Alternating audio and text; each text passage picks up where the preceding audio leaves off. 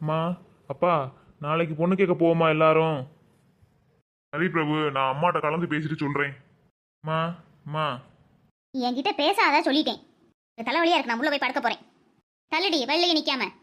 பிரகாஷ், என்னடா அம்மா இவ்வளோ கோவமா போறாங்க? எல்லாம் உன்னாலதான்டா. அம்மா கொஞ்ச நேரம் அப்படித்தாண்டா இருப்பாங்க, சரியாயிருவாங்க. சரி பேசிட்டு இருங்க, நான் போறேன்.